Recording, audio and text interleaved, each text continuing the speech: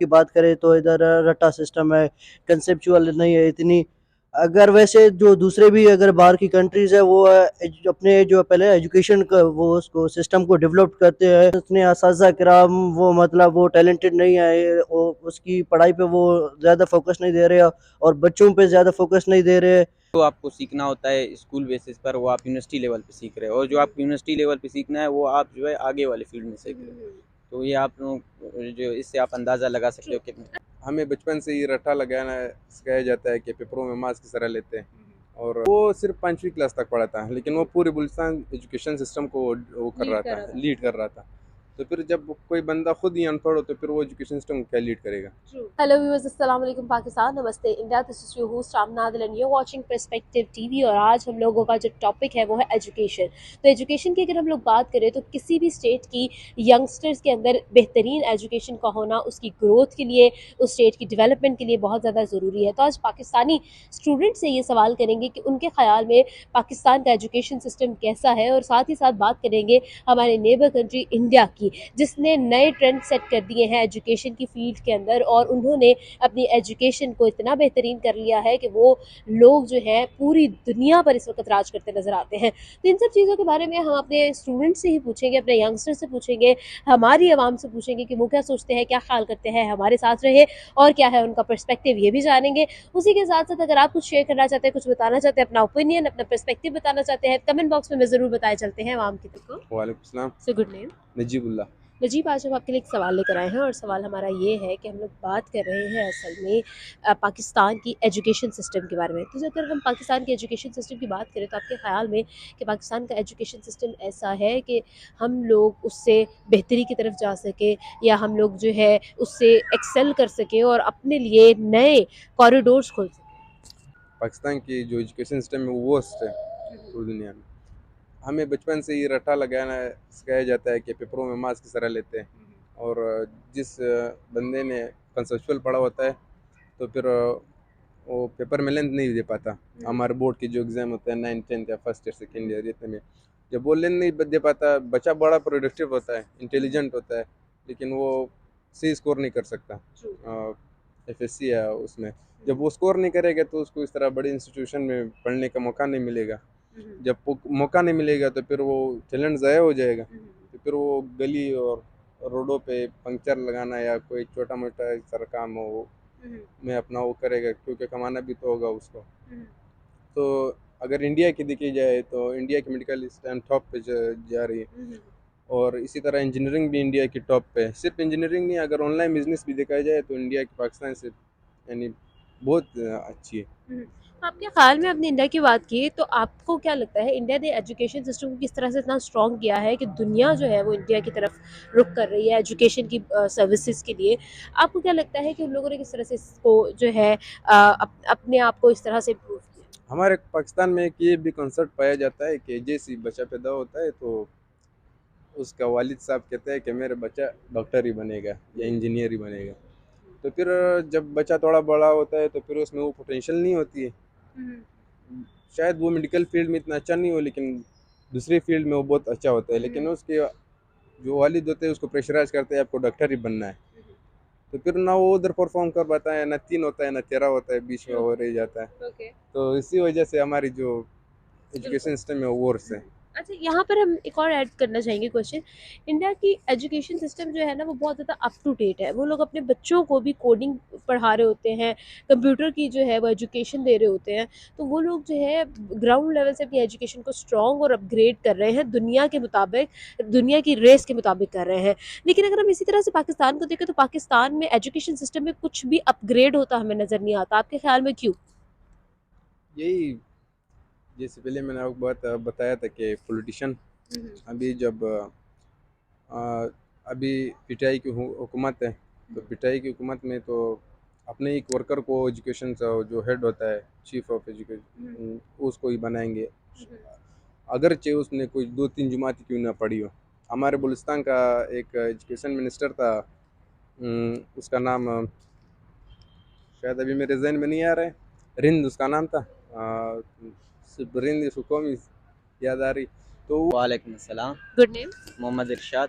इशाद, आज हम आपके लिए एक सवाल लेकर आए हैं। सवाल ये है कि किसी भी स्टेट के लिए उसके नौजवानों का पढ़ना, लिखना, एजुकेटेड होना बहुत ज़्यादा ज़रूरी है और इसी तरह से जो है कौमें आगे बढ़ती हैं।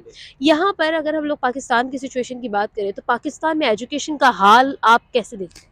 पाकिस्तान में जो एजुकेशन का इस वक्त हाल है, जो आप दूसरे कंट्रीज़ के निस्बत देखते हो तो बहुत नीचे है। जैसे कि मतलब जो एजुकेशन लेवल है वो जो है प्रोवाइड होता ही नहीं बेसिक लेवल पे। जब वो प्रोवाइड होता है तो उस वक्त उसका कोई काम नहीं है। अभी जो जो आपको सीखना होता है स्कूल बेसिस पर वो आप यूनिवर्सिटी लेवल पे सीख रहे हो, और जो आपको यूनिवर्सिटी लेवल पे सीखना है वो आप जो है आगे वाले फील्ड में सीख रहे हो। तो ये आप लोग जो इससे आप अंदाज़ा लगा सकते हो कि अच्छा, यहाँ पर सर एक और सवाल मैं जानना चाहूँगी। हम लोग अपनी नेबर कंट्री इंडिया की बात करते हैं तो वहाँ पर उनकी एजुकेशन को पूरी दुनिया में बहुत ज़्यादा सराहा जाता है, उनकी यूनिवर्सिटीज़ को बहुत ज़्यादा जो है प्रिविलेज दिया जाता है। पहले हम लोग सोचते थे कि यूरोप चले जाएं, लेकिन अब लोग इंडिया की तरफ प्रेफर कर रहे हैं और इवन कि यूरोपियन कंट्रीज़ भी जो है वो इंडिया को बड़ा प्रेफर करें उनकी एजुकेशन को भी। आपके ख्याल में उन लोगों ने अपनी एजुकेशन को इतना स्ट्रॉन्ग कैसे किया है, इतना ज़्यादा बढ़ाया कैसे है कि हर फील्ड के अंदर हम लोग देखते हैं तो वो लोग छाए हुए हैं? तो इसका तो यही है कि वो आपको प्लेटफॉर्म मुहैया करते हैं। अभी आप इंडिया में देखो, वहाँ पे अभी 6G मेरे ख्याल से लॉन्च हो रहा है। अभी हमारा जो पाकिस्तान है, 4G छोड़ो, बलूचिस्तान के जो इलाके हैं वहाँ पे आप नेटवर्क नहीं मिलेगा आपको कॉल करने का। तो जो आपका जनरेशन है उसको पता ही नहीं कि एजुकेशन क्या है, आप आगे कैसे जा सकते हो। और वहाँ पे अभी जो है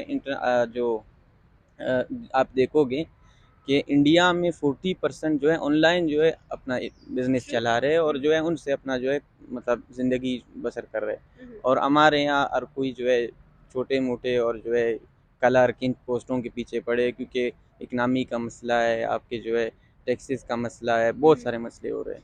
जब बिल्कुल तक ऐसा ही है। अच्छा, यहाँ पर मैं कंपैरिज़न, एक सॉफ्ट कंपैरिज़न की तरफ आते हैं। आप अगर हम लोग कंपेयर कर लें पाकिस्तान की और इंडिया की एजुकेशन को, तो आप इसको किस तरह से लेंगे? कंपैरिजन जो है उसके मेरे मुताबिक तो कंपैरिजन वहाँ होता है जब सेम हो। अभी तो बहुत ज़्यादा डिफरेंस हो गया है। आप मेडिसिन फील्ड देखो, आप इंजीनियरिंग देखो, हमारे यहाँ तो इंजीनियरिंग को कुछ समझा ही नहीं जाता है, और उनका जो है इंजीनियरिंग देखो मेडिकल से ज़्यादा इंजीनियरिंग की तरफ जाते हैं। और उनके जो यूनिवर्सिटीज़ है उनका आप जो है ये देखो, मतलब स्कोप देखो, वो आपको इस तरह प्रोवाइड कर रहे हैं कि बहुत ऊपर है बिल्कुल ऐसा ही है। तो हमारे। क्या मैसेज देना चाहेंगे, हम लोग किस तरह से अपनी एजुकेशन के अंदर सेल्फ सफिशिएंट हो सकते हैं, अपनी एजुकेशन सिस्टम को बेहतर कर सकते हैं? क्या लगता है क्या चेंजेस आने की ज़रूरत है अब हमारे सिस्टम के अंदर? सबसे पहले तो ज़रूरत ये है कि स्टूडेंट्स को जो है प्लेटफॉर्म मुहैया किया जाए, ख़ासकर उनको इंटरनेट दिया जाए, उनको बेसिक नीड्स दिए जाए ताकि वो अपने जो है टैलेंट को आगे शो कर सके। तो मेरा यही मैसेज है जो आने वाला। बिल्कुल ऐसा ही है। बहुत शुक्रिया सर हमारे साथ मौजूद। वालेकुम सलाम। Sir good name? Faiq Ali. Faiq, आज हम आपके लिए एक सवाल लेकर आए हैं और सवाल ये है कि एजुकेशन सिस्टम किसी भी स्टेट के लिए जो है वो बहुत ज़्यादा इंपॉर्टेंट होता है उसके यंगस्टर्स को आगे लेके जाने के लिए, कंट्री की डेवलपमेंट के लिए। पाकिस्तान के एजुकेशन सिस्टम को आप कैसे देखते हैं? क्या लगता है क्या हमारी डेवलपमेंट के लिए हमारा एजुकेशन सिस्टम कंट्रीब्यूट कर रहा है? बिल्कुल, दरअसल बात ये है कि जो हमारे पाकिस्तान की एजुकेशन सिस्टम है ना, जो वैसी इतनी ख़ास नहीं है, लेकिन हमारी जो कि एजुकेशन सिस्टम में बहुत से सारे केसेस आए हैं। लेकिन अगर हम पंजाब की बात करें तो इधर रट्टा सिस्टम है, कंसेप्चुअल नहीं है इतनी। अगर वैसे जो दूसरे भी अगर बाहर की कंट्रीज़ है वो अपने जो पहले एजुकेशन का वो उसको सिस्टम को डेवलप करते हैं। तो अगर एक मैं कोटेशन आपसे बात करूँ कि नेल्सन मंडेला की है कि education is the most powerful weapon which we can use to change the world. क्योंकि जो कि एजुकेशन की बदौलत जो कंट्रीज़ है ना वो तरक्की कर रहे हैं, लेकिन हमारी पाकिस्तान के जो कि सियासतदान अगर पॉलिटिक्स के इनको या दूसरे भी है ना जो हमारे लीडर्स है वो एजुकेशन सिस्टम को वो इतना डेवलप नहीं कर रहे। और बकाया बात दरअसल ये है कि हमारे जो कि अगर मैं बलूचिस्तान की बात करूँ, मैं बेसिकली खुद बलूचिस्तान से हूँ। जो हमारा बलूचिस्तान से है जो है ना, जो इधर इतनी एजुकेशन सिस्टम नहीं है, जो कि वैसे बहुत सारे गवर्नमेंट स्कूल्स कॉलेजेस है, लेकिन उसमें इतनी टीचर्स इतने असातिज़ा किराम वो मतलब वो टैलेंटेड नहीं है, वो उसकी पढ़ाई पे वो ज़्यादा फोकस नहीं दे रहे और बच्चों पे ज़्यादा फोकस नहीं दे रहे। तो यही सिस्टम है कि हमें पाकिस्तान की जो सिस्टम को वो एजुकेशन सिस्टम है उसको बहाल करना चाहिए और अच्छा ही करना चाहिए। तो सर आपके ख्याल में अगर हम लोग इस चीज़ को देखें तो आपको क्या लगता है कि हमें क्या चेंजेस लाने की ज़रूरत है अपने एजुकेशन सिस्टम? सबसे पहले तो ये हमारा जो एजुकेशन सिस्टम है वो बहुत पुराना है, हमको अपने एजुकेशन सिस्टम को इम्प्रूव करना चाहिए। अभी इस टाइम में आप देखो हमारा एजुकेशन सिस्टम बहुत पीछे है, हम जब डिग्री वगैरह करते हैं तो फिर जॉब के लिए बेजार होते हैं, तो यही मसले चल रहे हैं। बिल्कुल ऐसा ही है। तो आपको क्या लगता है बेहतरी कैसे आ सकती यार दूसरे मुल्क को जो हमारे तरक्की याफ्ता मुल्क है ना उनसे कुछ है? सीखे और उनका जो एजुकेशन सिस्टम अभी इस टाइम में चल रहा है वो लाना चाहिए मेरे ख्याल से। True, very true. Thank you so much sir हमारे साथ मौजूद थे। जी व्यूअर्स, लोगों से की बात जाना, उनका ओपिनियन और आप तक शेयर किया। उम्मीद करती हूँ आज की वीडियो आपको पसंद आई होगी। आमना आदिल को दे इजाज़त और देखते रहे पर्सपेक्टिव टीवी और शेयर करते रहे अपना पर्सपेक्टिव कमेंट बॉक्स में। हम बताते रहेंगे आपको हमारे लोगों का ओपिनियन, उनका पर्सपेक्टिव हमारी वीडियोस में। तो वेट करें हमारी अगली वीडियो का। तब तक के लिए अपना आमना आदिल को दे इजाज़त और देखते रहे हमारा यूट्यूब चैनल। और साथ ही साथ आपने अपना और अपनों का बहुत ज़्यादा ख्याल रखना है क्योंकि ये बहुत ज़्यादा ज़रूरी है।